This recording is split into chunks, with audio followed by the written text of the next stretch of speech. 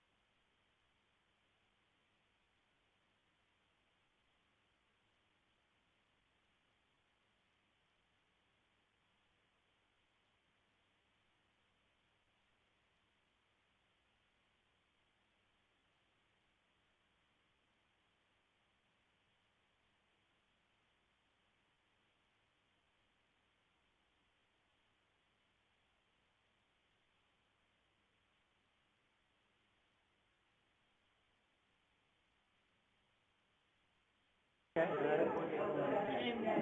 We have a class coming out. I understand what you mean by that. Doesn't look like we have anyone.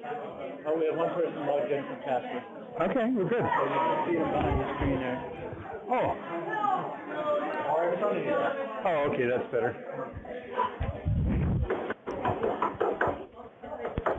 Okay, I think we're going to get going. Thank you all for coming out. Your desire not to sit in the center of the room is really wonderful.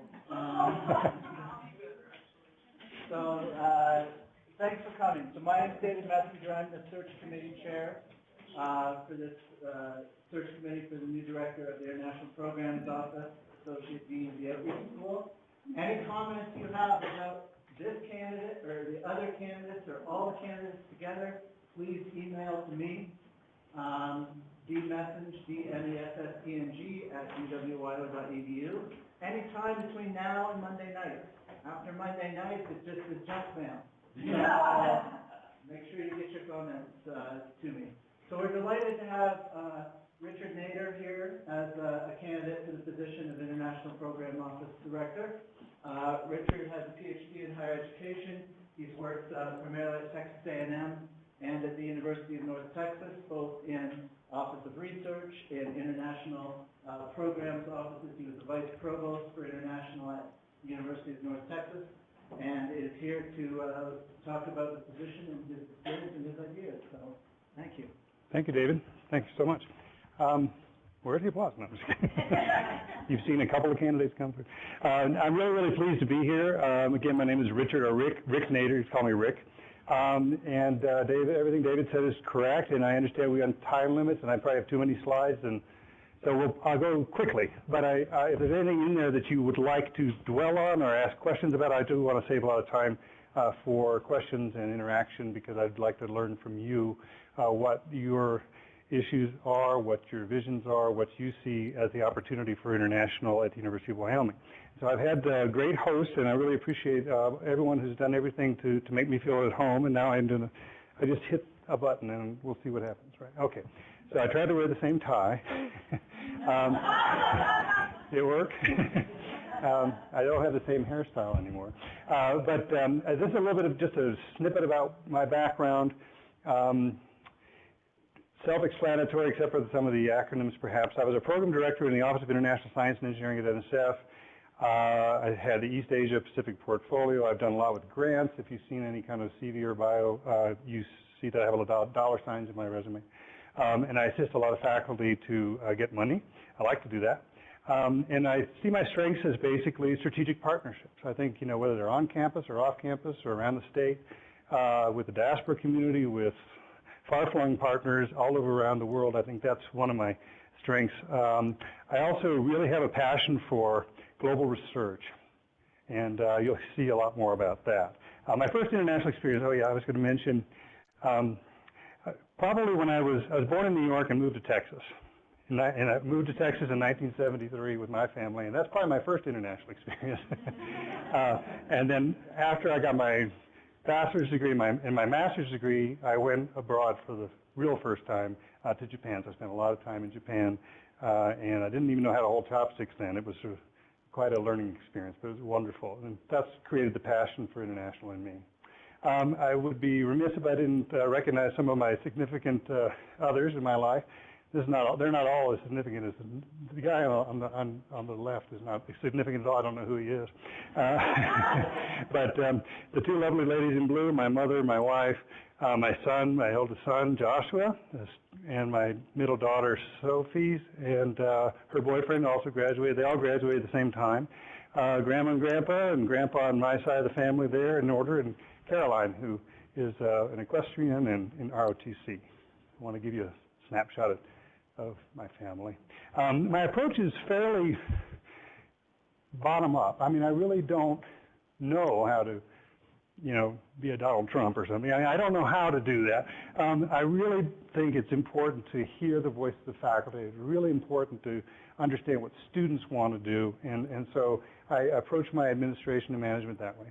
I like to think of the big picture whenever I hear ideas and projects. Does that kind of fit into the overall mission and goal? I like to be win-win and strategic in that. And win-win means if you win in international, we win in international. So it's all about what you want to do, and not about so much what the International Programs Office is doing, what we want to support. I also like to leverage and grow. And I don't know if this is easy to do in sort of it's easier to do by example, but we don't have time for that. But kind of finding ways to find the connection points to get to the next level. That's something that seems to be in my DNA. I don't know if that was from my original international experience or what, but I like to do that. I like to come to you. I don't like to sit in my office and wait. I don't think that's appropriate. And also, it has to have a bottom line, right? It has to be good for students or faculty or the university, or we shouldn't be doing it. I have a passion for truth and peace. I'm going to talk about the research and the global a little bit later on, and I really enjoy the Namaste quote. I was asked to do a vision, so here's a guy from Texas trying to tell you what the vision is going to be for Wyoming. But here's my stab at it, and I'll have this slide again at the end of the presentation so we can come back to it. But I really see the opportunity here that Wyoming will be a leading institution in the U.S. for facilitating global research development and integrating international education and service into curricular and co-curricular activities. That's a big bullet. It's a lot to do, but I think it's possible and doable, and it should be an aspirational goal. Triple endowments, there's no time delineation on that one, but let's just triple them, okay? We need to move actively toward those goals, and also to infuse the global dimension to all aspects of decision making at the university. I find that campuses that do that, and I've been at some that do and some that don't, and I've seen some that do and don't when I was at NSF, they tend to be a lot more successful in their other missions of education and also in research. Okay? So the results should be the best faculty and students in the world want to be at Wyoming. The world will know Wyoming as a globally engaged institution and state, as well as you will send more students abroad on a diversity of meaningful experiences. Okay? It's a bit text heavy. Now I'm going to kind of run through these quickly and you'll read them faster and I'll say them. So why is this going on? What's the big deal for higher education and globalization? Well, if you're a research institution or you're a land-grant institution, it's basically set the stage. It's how nations and communities prioritize research for economic and social development. That's how business gets around and does well, right? It's also how research is conducted and knowledge and talent is distributed and defined around the world. And so to have the cultural and international competencies is going to be really, really important for the success of students in their future careers as well as in what they do while they're on campus. I have evidence. Between the year 1990 and 2000, global R&D expenditures doubled. Okay, and that was the year 2000, so it's been 16 years and it's still growing, still going strong. Where's the U.S. in that picture? If you look at the world of R&D, you see the United States in a very good position. It's a dominant position, but you also see we have lots of company. This is as a proportion of gross domestic product, so you see Israel over here. And so what's this got to do with a university's operations? In the U.S., universities do the research.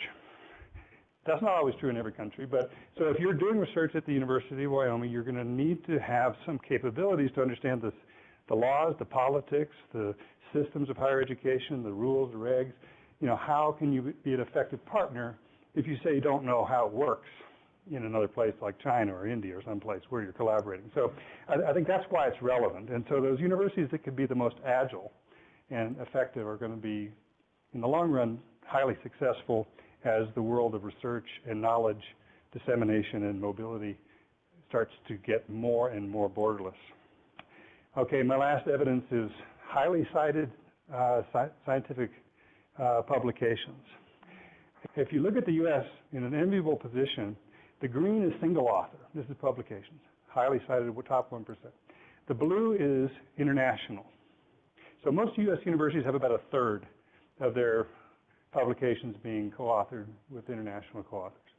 there's a high, I don't know if it's orange or red on your screen, domestic co-authorship. But there was a study done by Dick Freeman, I believe he was at Harvard, and he talked about he tried to find out what correlates with this highly cited impact factor. And he found that it was diversity of authorship. But it wasn't necessarily institutional diversity of authorship, it was individual diversity of authorship. So if, as an American Texan at the University of North Texas and a Chinese collaborator, co-author, and our common interest is in our research, and the diversity of our experiences came together, that was the only correlate. Causal? I don't know. But certainly it's correlated. So it's important to keep that in mind when you look at all the other countries that are out there and have used international to further their rankings. All right, as a land-grant institution, we have a lot of obligations to serve our community. Alan Leshner came up with a list a long time ago, and it's important for Wyoming just to kind of map, you know, what is it about the University of Wyoming or any university that's a land grant that has a mission, you know, where do you hit society? So I'm not going to answer that question, I just wanted to pose the question. So I think I made the point. International is a skill set needed for both competitiveness, national, state, and internationally. And the universities are where that gets cultivated in the next generation. And that's the point of all of these points. And an institution that does that well will have a maximal impact on their graduates. Several universities, this is away from text and more for pictures now. We had a couple of meetings over time that sprang up because senior international officers at universities and research officers at universities said, this is a problem. We don't talk to each other. Our research is very domestic focused because that's where most of the money is, right? It's domestic. But the opportunity is in global. So how can we talk about getting better at global? And so we had one meeting. The first meeting was in Denton in February. This is windy almost. But anyway, so that was the first meeting. And we had 31 universities, 20 countries, including Linda Matuisha, who came from the South African Research Council. And we had 20 states represented, I think. And they were from everywhere around the four corners of the U.S. And so we touched a nerve, right? There's something there. People are interested at the grassroots university level in moving the needle on global research. If you know Jim Cooney, you can see him there on the stage. He was a partner in this endeavor. You know Jim? Okay. I figured you guys knew. Here he is again. So there was a second meeting. There was so much interest in, well, you notice the arrows went this way, but this was just sort of, we kind of didn't really talk about everything that we needed to talk about. So the second meeting, we brought these two groups together, not a lot like Noah's Ark, but somewhat like Noah's Ark, where we asked the institutions to bring both their officers, their research and international officers, or somebody to represent it, and get down to business, put some stickies on the board, and come up with a report. And so that's available if you're interested in doing that. There will be a third meeting if you're interested in this topic at Rutgers in July. And these were all very spontaneous. Nobody paid anybody to go to these. Okay, these were not sponsored by anybody. This was just interest by the university community. So NSF got this message, I think, and anyway, they're paying a little more attention to this nationally. Okay, so I think the point is clear. It's up to us, and I'm in Wyoming, I'm in Laramie today. I'm going to say it's us, okay? It's our strengths in international affairs that will allow the state and the university to thrive. It's the unique global research and educational relationships that will train the next generation. And you can build your strengths in many ways by embracing these A, B, and C. So A and B, I think, go without saying. You may not be familiar with global research IQ, so I want to spend just a minute on that if I have time. I'm not keeping track of the time, and I'm also not breathing, so let me know. I should slow down. Yeah, is it just that, or is it just nervous? I don't know. But there was a report by the National Academies that I didn't attend, but boy, I wish I'd been there, that identified 8 core competencies research universities need to master or be effective if they're going to play effectively on the global research stage. And they identified, in order of priority, these. Number 1 is what international offices do. And this was a bunch of national academies, engineers. What are they talking about? Culture. Right? They recognized how important that is. That's where things just fall apart. That's where miscommunications happen. That's where stereotypes are, this is where the systems just don't coalesce. So number one is something international affairs has something to do with, or has something to contribute. And then the other ones are very research organized. I mean, ethics, RCR, human subjects. I mean, you have to understand these things deeply or by somehow not to stub your toe in the international arena for research. And of course, students get impacted if you don't do these things well either. Okay, so I'm going to be please allow me the freedom to be a liberal analogy here about learning to do research is a bit like learning to drive, okay? In one level, you kind of figure out the rules of the road, you get classes, you take training on research and statistics and methodology, and then you sort of have a mentor, perhaps you do some things with somebody, and then, you're ready to do your own increasingly independent research, and everything's fine until you get to China, okay? Now, are the rules the same? Maybe by discipline, there's a little more commonalities there, but you just have to sort of back into international training earlier to make it less painful, I think, on the students. And luckily, the Council of Graduate School had an OSF grant to look at this. And so you don't have to reinvent the wheel. There's a lot of good resources out there. Just as for an illustration, I've identified, based on some of the workshops we've had in the past, a couple of elements of what I'm calling global research IQ training. And as you can see, they handle the core elements, but they also have things that are more familiar to the international office, like the forum quality standards applied to research abroad. Those are really, really important for study abroad. They're also important for research abroad. Applying principles of global learning and citizenship in research settings. Accounting for cultural values in research settings. So, all these things are there. They're just, you're going to deal with them overtly or help make it clear, or you're going to just hope for the best, right?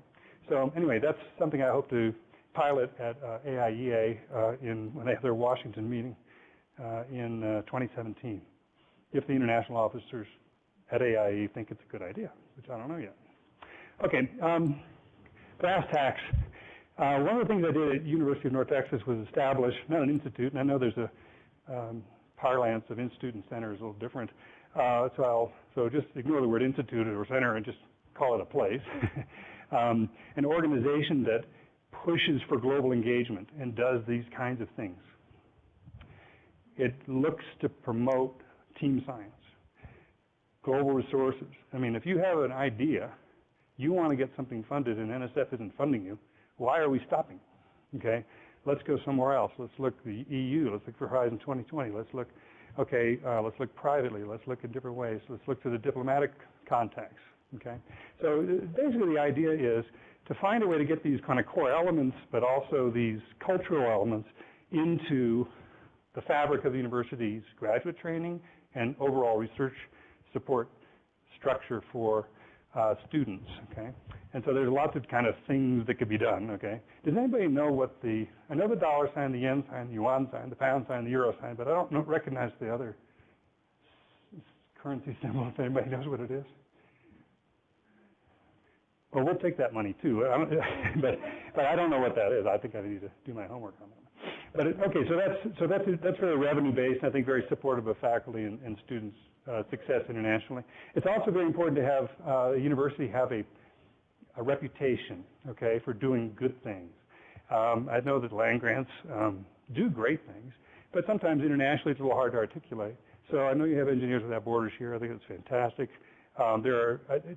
This slide is just to say that it's important to not just do things for the money or because they have an ROI, but because it's good for the institution, okay? All right, fundraising I've heard is very important to every university, and increasingly so. You're in an enviable state of state support, but of course oil and gas revenues are not forever, perhaps, and very subject to change. So, it's important to get to know other sources of funding and to leverage your networks.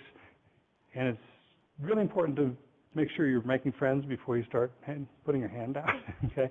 So, involvement in the university. I think those are going to boost endowments. This was a TIE donor, which I stewarded through multiple iterations of administrators at UNT. And he's been a really great friend to the university over the years.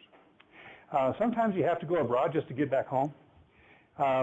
If you know Texas or DFW or Texas Instruments is located in Plano. The University of Texas at Dallas is located in Plano. It was like a force field. You could not talk to anybody at TI easily or whatever for fundraising or even great ideas in Texas, but we went to Shanghai and we had an office there. And so we were able to secure an equipment donation. It's not big bucks, okay, but it's a start. You know, you cultivate it. And they're helping the East China Normal UNT Center for Next Generation Mobile Learning Technologies, which is a mouthful, but that's an academic's title, okay. So anyway, but it's a very innovative idea, and it has a lot of potential. So, you know, the university should help find ways to get resources any way it can. Okay, I want to talk a little about strategic, and I'm kind of getting towards the 2/3 of the way through the presentation, so I hope we're okay for time. David, are we? Okay. So I claim to be strategic, and I like to think of myself as so I need to explain what I think that means. You know, you've heard of global footprints, you've heard of these stomping kind of imagery. You know, that's not going to work. I mean, it can work. Some universities just say, all right, if you're working in China, you're working in Brazil, you're working in Mexico, we'll give you money. Easy. But I don't think that's a long-term good solution. I think you have to be thinking about, now there are 9 colleges, or 7, and schools. So it's colleges, schools, that's 9. Can we throw the libraries in for 10? I have 10 fingers on the thumb. So we want to look at the fingerprints of these academic units that are touching students' lives globally, right? What are they doing? We need to know and be able to recognize. If we hear an activity, oh, yeah, we know that's the library, or that's the College of Arts and Sciences in this program, or that's engineering, or whatever. I think it's important to understand as deeply as possible before making a whole lot of strategic decisions, okay? Because you may be marching off with no one following you, okay? So I think that's important. One of the other things to do is get in it for the right reasons. Research and academic, mutually beneficial is great, perfect, ideal. Revenue is okay. There's nothing wrong with that at all. And ranking and reputation, and you know that can be doing good. It can also be, you know, partnering with some premier institutions around the world. So I think those are my general rationales that are sort of, you know, first level looks. But then there are a lot of other ways to do it, and so I won't talk about these unless you want to, but those are some of my ideas on what strategic means. I'll go through these really quickly. When we looked strategically at UNT, of course it's green, we kind of found out where our research versus education versus co-publication, scholarly, conference presentations, and the pink ones, I didn't choose the colors, creative and professional humanities and arts and the kinds of things that don't necessarily register on NSF's research expenditure list, but are very important for global, okay? Philosophy, collaborations. And so we were able to kind of disentangle where we were, at what level, what type of saturation, and that helped feed the strategic part of the decision making that I talked about earlier. You know, should we invest in that or not invest in that, or et cetera, okay? And then we can drill down to the country level. And that this isn't a complete slide because it doesn't have the different kind of pinks and the various things, but the idea is then you can kind of highlight a few things that you've done well. I mentioned the UNT ECNU Joint Research Lab, a couple other things that, you know, so you get to know what faculty were doing. One of my favorite stories is 2 philosophy professors and an anthropologist walk into a bar. No, they have a collaborative idea, and they want to do a sustainability workshop in India. And there they are trying, you know, and they're talking to people and pushing, and then they come to us. And so they got the kind of guidance and advice. Some were familiar with India, some weren't. Some were familiar with funders, some weren't. Some knew the U.S. side, some didn't. Some knew the local Dallas-Fort Worth opportunities. You know, so it really took this sort of coalescence around these faculty members who otherwise would have been screaming up and down, nobody cares. Nobody helped us. And so when international office got involved, I was lucky enough to have, you know, direct relationships with the vice president for advancement and the vice president for research. And so at the international was sort of the hub for that kind of thing. And they turned out, I told this faculty member is assistant professor and he's got energy and he's got passion, and he got into Trammell Crow's house. He's the real estate mogul. I don't know him. He may know people here. I don't know that he knows. But anyway, I thought, what a wonderful thing. So anyway, we had to kind of help faculty along in the processes wherever they are, surround them with the support that they need, and I think that's just an important element for an international office to do that, because that's kind of what we can do. Okay, Mexico. I know Parana River Eco Research and that institution is in Moringa State, is in Brazil, but the point of that is that it was a Mexican relationship that led to that Brazilian partnership, so we keep it on the Mexico side, okay? And, okay, so I think, did I skip one? No. Okay, so that's sort of an idea of what can be done if you look sort of at the fingerprint level, and it could be deeper than that. So growing study abroad, huge priority for all universities, so how to do it. Gosh, you've done such a wonderful job here. I'm not going to lecture you or tell you how to do it. I mean, you've done it very, very well. But there are many ways to, and I just throw these ideas out there for you to just kind of ogle and see if you think there might be something there. One thing we did in UNT was we had a couple of competing faculty-led programs. There are more, 70% faculty-led programs at UNT as opposed to individual exchanges. And so we got to the point where faculty were competing for students to go to their China program, you know, and so we thought, well, how can we deal with this? So we have a partner now, and it tends to be East China Normal, and that was sort of a hub, and then there was this economies of scale, and then we could rotate the professors who were going to teach the core curriculum courses, I think Common Core type things, and then make it easier, right? I mean, not every faculty member gets to go every time, but, you know, it's just, we found a way to kind of help with that. So those are, a study abroad return e-conference I think is a wonderful idea. I have never done one. I just think it would be a great idea. And so if that's another way to kind of boost early exposure for study abroad. And one way to do study abroad recruitment is to do risk management really well. Because I think parents, my kid is a freshman at A&M. I want her to go abroad, but, you know, she's telling me she wants to go to, you know, Brazil and, or, you know, someplace where Zika's active. And, you know, I mean, as a parent, as a person, you know, you just have to, so the university's job is to do the best job it possibly can to advise leadership on sound decisions. We sent undergraduates to Thailand right after the coup. God bless that provost who thought that was going to be a good idea, because that was a good idea. Because we knew, because of our connections in Thailand, that that was going to be a safe bet, right? And we could also prepare. So I think it's just really important to do risk management well. There are a lot of ways to do it well. Anyway, that's another way to boost study abroad. Also, pretty buttons with pretty images that students love and adults love too. Get them excited about what they could make a contribution, okay? You're interested in peace, okay? You know, structure your study abroad thought processes and opportunities in marketing, not around necessarily the individual or necessarily the faculty, but sort of on the bigger picture, right? Talk about bigger picture. So you're interested in affordable and clean energy? Well, what can we do, you know, to attract you to an appropriate study abroad or research or internship? Okay. Okay. Getting closer to the end. One thing we found that international was sort of one of the stepchildren of the university, and along with diversity and sustainability, and you know we're used to that. We're codependent. We admit it.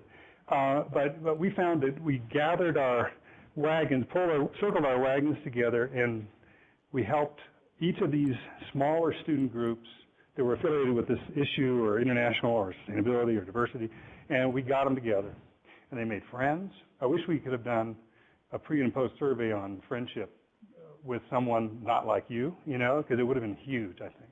So we dedicated a month of activities, co-sponsored, co-organized. It really worked out really, really well. Okay. So I just say there are many ways to create great global citizens as well as encourage study abroad. Okay, my very simplistic definition of recruitment for international is based on 3 R's. Why do students come? Ranking and reputation. Anyone in the University of Wyoming has a high ranking research reputation abroad is going to attract graduate students. It just happens, okay? That's important. Second one, relationships, okay?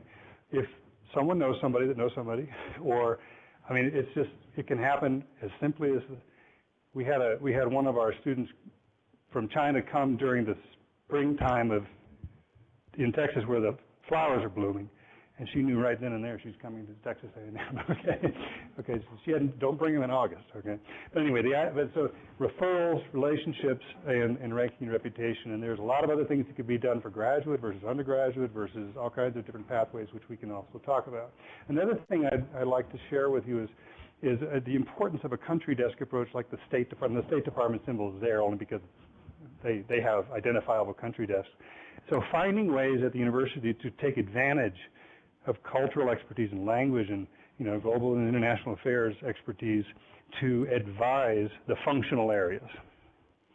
Our recruiters are great recruiters and they're international recruiters, but are they as effective as they could be in China if they really don't have that insight, okay, or in any other country? So we had a couple of faculty groups that came together, the Advisory Council and the India Research Group, and they were available faculty-led, faculty-advised groups that helped the international office do very, very more thorough, more thoughtful work. And it can also open doors. We had keeping an eye on what's going on in certain faculty members' worlds. Ricardo Razzi has a Tracing Darwin's Path Study Abroad initiative. It's a wonderful experience for students. They follow Darwin's path in the Beagle Channel around the tip of South America. And they have a field station there. And then guess what? The CONACYT of the NSF CONACYT of Chile is going to fund Ricardo's Chilean life as a faculty member to do long-term ecological and social research. And we talked about LTSRs before. Anyway, and so, if the university is not sort of advising that process or helping support those engagements, you miss a lot of opportunities. And this is the president of Chile, who now has UNT, or at least in this case, squarely in her picture, and I think that one made the paper. So that can boost your reputation if you just think about doing it in a very thoughtful way. Okay, so what else could be done? I mean, there's hundreds of things, lots of ideas. Global Fellows Program for junior faculty, I really like the one that Michigan State does, and they pair a junior faculty member with for lack of a better word, senior faculty member that has international experiences in a country or a regional coalescence. They like the same region. They're in generally the same area. The senior person mentors the junior person. The junior person gets training. How do you deal with deemed exports? What is a deemed export? What is this? What is that? If you're going to be, and then they also get proposal support. So if you're going to go after funding, you need funding, well, the university is there to support you. And if you need funding internationally, the university is there to help you support as well. So, I think that's a neat program. We also have to, in order to get great alumni, you have to have great experiences on campus, and I'm sure that University of Wyoming students have wonderful experiences, but then there's things that the international office can do to kind of punctuate those. And we decided that a sash that hangs along the gown, cap and gown at graduation, one with the UNT emblazoned logo and one with the country's flag of the student, would be a nice way to advertise international. So far, so good. Except we had one of the flags reversed, but we fixed it. Anyway, and then things, that allow the students to say thank you, because, any international student that comes anywhere internationally is going to have troubles, and somebody at that university helped them through it. So give that student a chance to say thank you to that person. And so I think that's something Cornell first did once a long time ago, and I've still wanted to do it. I haven't gotten a chance to do it yet. Anyway, so there's many more opportunities through the Irish School, and I guess those are to be discussed more and more when I get to know more about what is the ideal world there. Okay, last couple things. I understood from this morning, and I'm glad my bullet on science, technology, and economic development was appropriate at this time. I understand that University of Wyoming's international office can really be connected to the state's economic development mission and science and technology plan, and that's really huge, I think, for EPSCoR status and otherwise. WIAMS, anybody care to take a stab at that? I don't know if it exists, but it stands for Wyoming's International Academy of Math and Science. So if it doesn't exist, why not have one? Because every smart kid anywhere in the world wants to go to a place where if they're really excelling, I'm talking about under age 18, it's a very special population, but they're so smart and maybe they stay. Maybe they fall in love with the university, and they have mentors and friends here. And so anyway, ideas are a dime a dozen, so I've got a couple of dimes worth, and I'm done with those. Okay, but the key, no matter what is decided or how it's decided, is to collaborate. International cannot do it alone. Usually research feels it can do it by themselves. Academic affairs can do it by themselves. But I'm telling you, if there's that recognition that if you really want to move the needle on international, got to collaborate. That's the ideal environment for any international office. Okay, so that's the same slide as before, and I'll just advance to say thank you. And I appreciate your time and your attention, and I'm here at your disposal for questions and discussion. Thank you.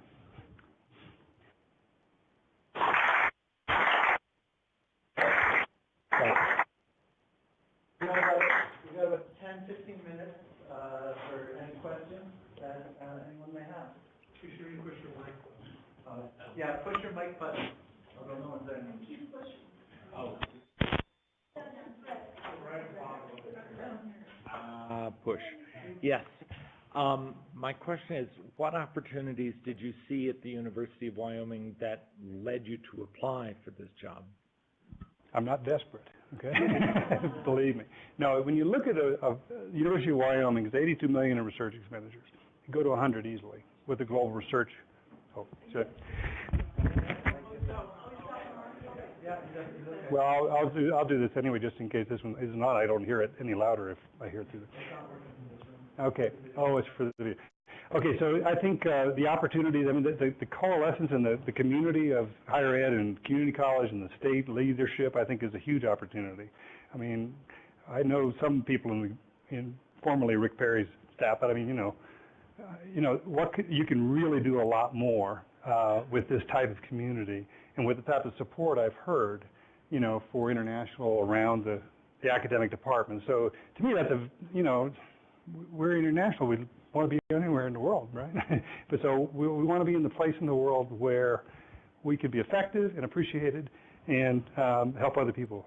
So I think that's, other than that, and I don't know how else to answer that.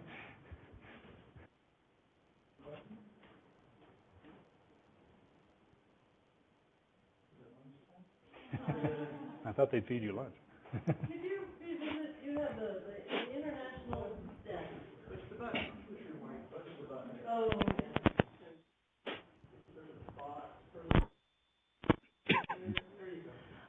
I was wondering if you could sort of elaborate on the international desk. The idea of it and how it worked at the University of North Texas. Okay. Yeah. Well, I'll go back farther than that. Texas A&M University had an Institute for Pacific Asia. I was the director. They had an Office of Latin America Studies. They had a European Union Center. So those types of things were a little more overt and clear. I mean, if you're interested in those places, those regions, faculty or student, you can go there for resources.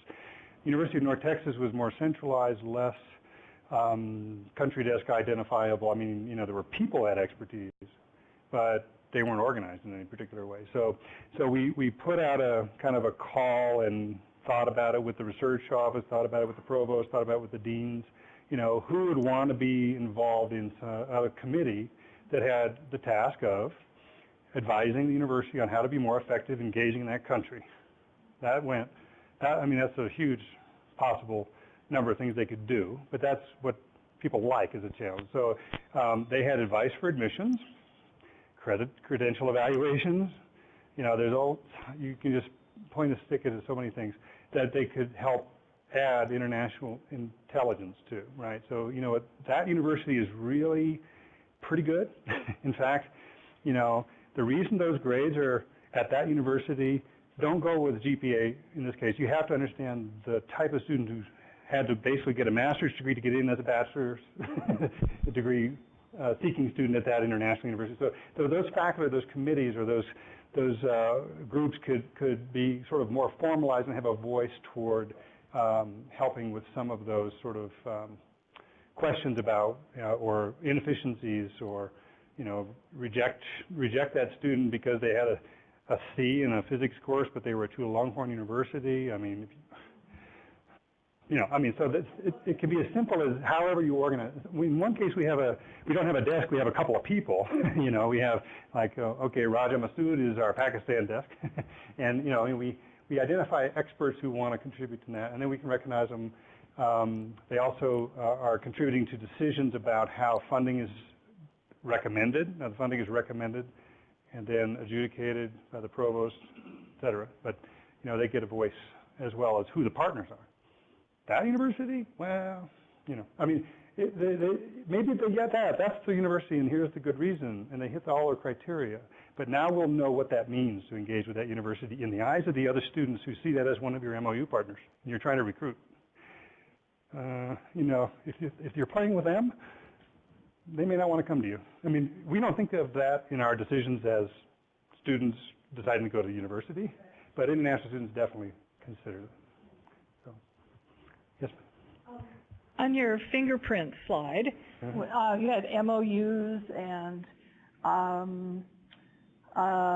alliances, preferred partners, and you had gateways. And I was wondering what you mean by gateways.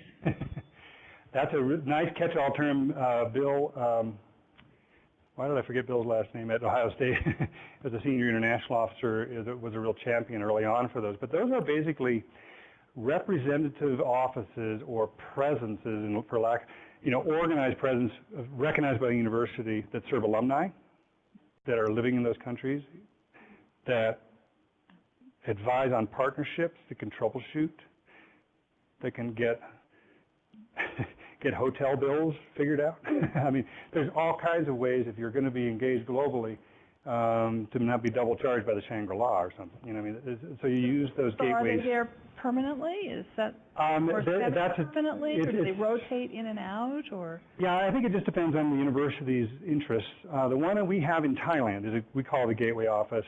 They're serving our 1,000 alumni primarily. That's their major task. And then as they migrate into other capabilities, we have somebody on contract, and we have an office space with a phone number and a mailbox and meetings. I mean, there's physical location there, but it's rented. I mean, it's not like, you know, purchased in hours. I mean, so there's various ways to do it. I think the idea of a gateway, though, is to have some local presence in a country that allows it to promote coursework and the university recruiting and manage agents if you do that. Or, you know, there's all kinds of potential functions of a gateway office, and they might be high dollar and they may be very low dollar.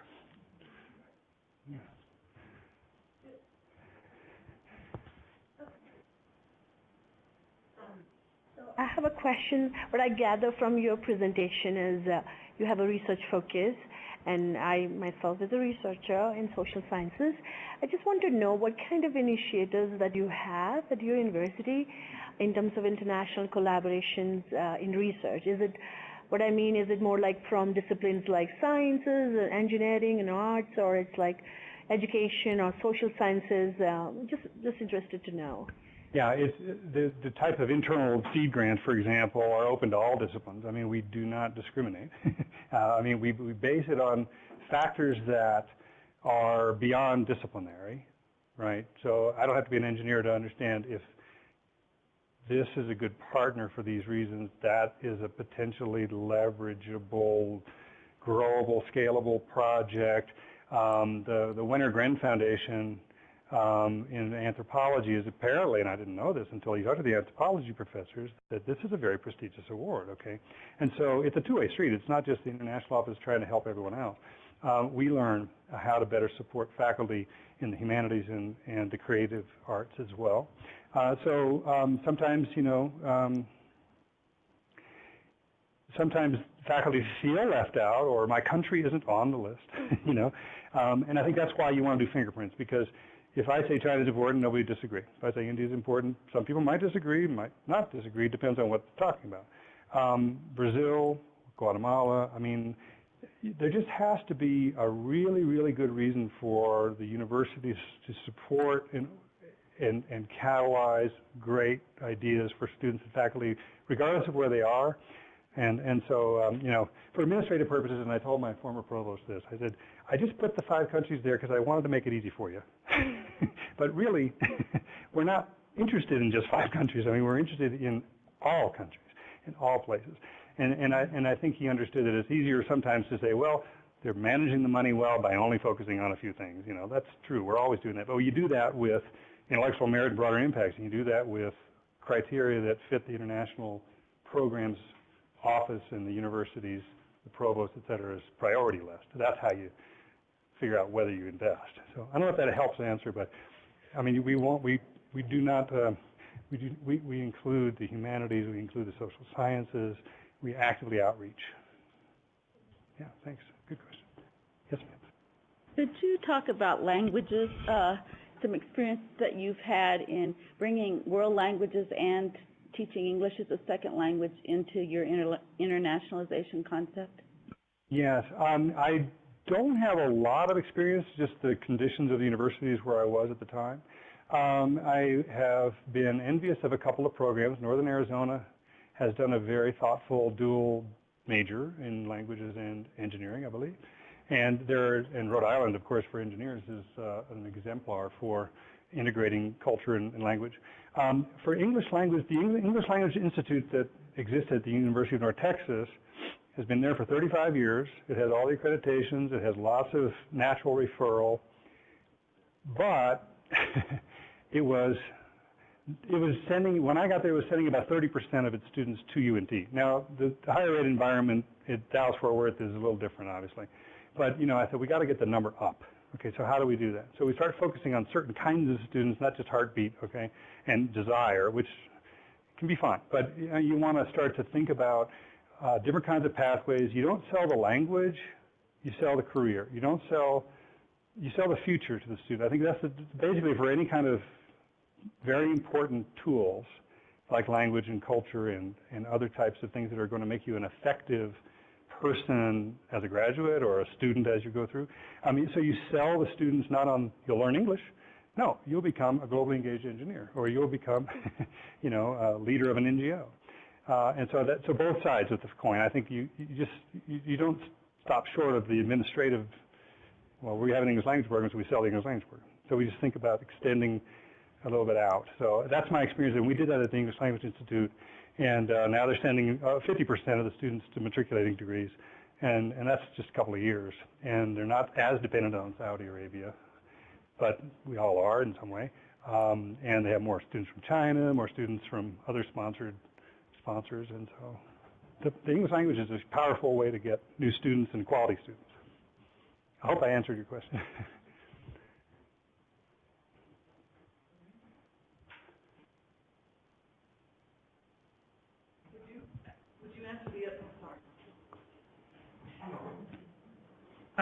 So I want to follow up on that question. Would you Okay. answer the other side of that, which is the language learning here on campus to get our students abroad? What has been your experience in partnering with those programs, and you know, where have you been most successful and why? Okay, so you're talking about University of Wyoming domestic students. I'm talking about our students Studying abroad and deciding to get and making sure they enroll in language courses, et cetera, et cetera, et cetera. Okay. In your experience with the partnership between the international programs offices and languages, but also where have you been most successful in that, getting students to? I mean, it's hard to get students to go to China for 6 months sometimes. That's true. Get them to speak well. Yeah. Well, oh yes. I'll save my comment about that for later. But you know, I think it's a tough one because the International Programs Office is not an academic unit. They can't decide to require a study abroad or require a language, and so we try to continue to keep it on the radar screen on the employer side. Employers value the ability to do these things. Okay, and I can't say that we've been very successful. I mean, we did stop the journalism department from dropping 4 languages. Okay, I consider that a success through some pressure, you know. But you know, I don't know that I have a solution necessarily that I've done myself. But I think if the academic programs are of the will to emphasize it, I think a lot can be done, and then the International Programs Office can support it. And find the places they could go that fit the credit interest in the degree majors. And I wish I had done more of that, but I haven't done a lot of it. Hello, I have a question here in Casper. This is Oksana Wasilik, an instructional designer in Casper at University of Wyoming at Casper. I have a question about your experience with, do you have any experience or any ideas about integrating educational technology with international programs, mission, and like different things that you can do through the International Programs Office? And by the way, the sign for the currency, can I just tell you, the sign for the currency that you didn't know, this is a ruble sign. Ah, thank you. Okay. See, it takes a global village to know these things. Thank you. And so to try to answer your question, I mean, I don't have direct experience other than we were just starting to experiment with our English language program to put some of these things in an online environment. The University of North Texas claimed and was a leader in online learning for Texas for many years, and they never saw it as something they wanted to do. Our College of Information was doing a lot with promoting international student participation in online learning environments. So I would say I can't really tell you I've done that specifically. I can see a huge opportunity, though, once you get relationships and students who have had credit courses abroad that apply to their degree program back at the campus. I think you've got a huge hook into them to try to get them there, to get them to come to the university. And I think that there are, of course, 2+3 programs that our graduate school is working on. We did articulate with our energy engineering. I challenged an engineer in the room to tell me what energy engineering is. But I mean, we have a Department of Energy Engineering, and they found a similar department in Taiwan, National Cheng Kung University, and so they articulated a 2+3 agreement. So that was a nice, smooth transition. Some of that was online, but I think there's a lot more that can be done. And I would look to the experts in online learning to kind of illustrate, you know, what the parameters would be for that. But I think it's a huge potential recruitment tool, as well as involvement. Okay, I think we're out of time, but thank you all for Thank you. Send me your comments if you have any questions.